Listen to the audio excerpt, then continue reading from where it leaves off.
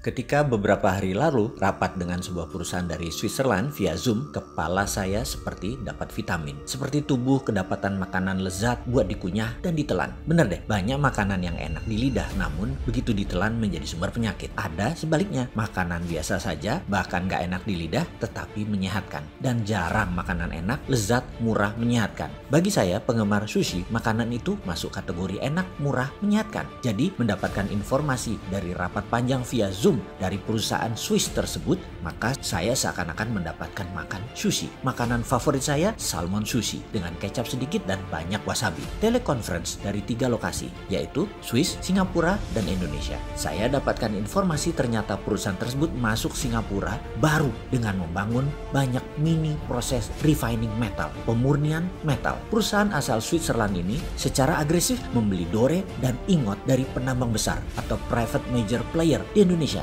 termasuk juga dari penambang tanpa izin dalam tanda petik, dengan struktur tertentu yang kemudian di-refine di Singapura. Mereka saat ini sedang meningkatkan stok PGM mereka atau precious group metal mereka. Mereka juga ternyata membangun di Dubai seperti di Singapura ini dengan bahan baku dari Afrika. Menarik, asli menarik strategi yang mereka lakukan. Mereka menghubungi saya karena nama saya kebetulan ada dalam perusahaan tambang emas di utara Manado, di salah satu pulau utara Indonesia. Mereka ingin mengambil ingotnya atau dore atau metal yang masih bercampur dengan emas yang kadarnya paling tinggi 50%. Masih ada Ag-nya, masih ada PT-nya, yang jelas Cu-nya yang paling banyak dari sisa 50% tadi. Mereka memerlukan semua mineral tadi. Sama persis seperti apa yang dilakukan pihak Cina dengan mengambil nikel yang dibela pejabat teras yang multi talent itu. Nikelnya 25%, sisanya emang isinya pasir. Ya enggak lah, ada litium, ada ferro. Wis males dah kalau saya lanjutin urusan hal ini. Sebenarnya yang heran adalah masalah fansnya. Asli saya heran. Tanah air dikuras, bosnya mah nggak paham-paham banget. Pejabat-pejabatnya berlindung di balik kebaikan bosnya. Ketika diingatkan banyak kesalahan pejabat-pejabat tersebut, lalu bosnya dan fans bosnya dipakai buat serangan balik. Dan mereka akhirnya sudah tahunan menikmati kedaulatan menjabat dilindungi oleh bosnya. Yang pastinya fulusnya mah mereka pribadi naiknya kencang. Bosnya mah biasa-biasa aja. Sementara itu bosnya yang jujur, baik, sederhana, tapi tidak paham bisnis oligarki, dia menjalankan tugas hariannya seperti biasa saja. Jadi apa yang dikuras? Yaitu yang sisanya yang 75% di luar nikel. Kembali ke perusahaan Swiss tadi. Sama seperti kayak Tiongkok. Ambil ingot, ambil dore, tetapi yang dibayar hanya gold contentnya. Yang didiskon lagi karena belum disertifikasi alasannya. Juga belum di-refine atau dimurnikan. Semuanya bisnis itu sudah jalan tahunan. Hanya baru setahun ini mereka punya refiningnya sendiri di Singapura. Seperti biasa, begitu saya dapat peluang bicara, saya banyak tanya kepada mereka. Mau apa dengan PGM dan metal-metal lainnya yang mereka beliin ini? Apakah mau jadi juragan jual beli hard commodity? Mereka tertawa. Jah, dalam hati saya, gue diketawain. Yang singkatnya mereka menjawab, "Don't be so naive brother, you must know what is our intention." Mereka mengatakan saya jangan naif-naif, pasti mereka tahu niat mereka mengumpulkan mineral tadi. Kepala saya langsung teringat 200 tahun yang lalu ketika Swiss mengumpulkan banyak metal di dunia. Di mana Swiss adalah satu-satunya negara yang memiliki Swiss Metal Bank. Bank metal yang menyimpan benda-benda berharga. Semua ini menjadi dasar underlying terbitnya Swiss franc, mata uang Swiss.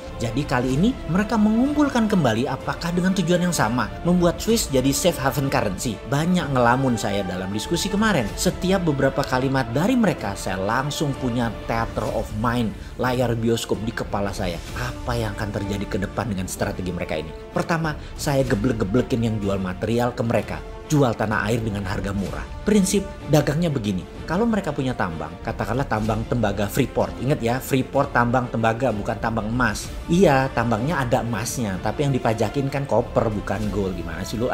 Terus diambil 51% lagi perusahaan tambang tersebut. Ini di siapa lagi? Kalau mau ambil ya emasnya, yang dikirim ke Rio Tinto dan ke Jepang itu loh, yang di-refine di luar Indonesia, emasnya.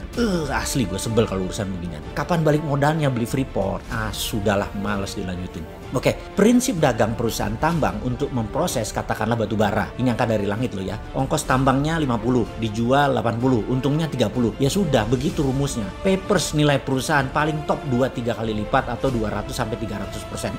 Itu pun sudah overvalue. Tapi perusahaan teknologi nilainya bisa 100 kali aset atau kapitalisasinya bisa beratus kali karena kemampuan melipat nilai papersnya tadi. Juga perusahaan metal berharga ini. Semacam VOC lah, nilai papersnya bisa berkali lipat. dapat. Jadi perusahaan Swiss tadi ambil metal untuk dijadikan jaminan underlying surat berharga seperti bond misalnya. Misalnya bond tadi diambil Swiss untuk cetak uang, maka kertas saja yang dipindah tangankan, metal masih di tangan perusahaan Swiss tadi, katakan 10 billion dolar buat jaminan Swiss franc. Swiss membayar pinjaman tadi juga pakai bunga atau membeli dengan DP yang murah. Persis seperti pinjamnya IMF deh. Lalu misalnya negara lain, Singapura pinjam surat berharga tadi buat underlying terbitnya uang baru Singapura dolar. Kertas berharga itu pindah tangan. Tidak perlu 100% dibayar oleh Singapura, cukup 20-30% saja dari nilai. Tapi Singapura bisa cetak 100%, memanfaatkan 70% sisanya tadi. Kan ada jaminan, nggak inflasi. Ya enggak lah. Juga misalnya dinaran perlu emas, maka dinaran cukup bayar 20-30% surat berharga perusahaan Swiss tadi.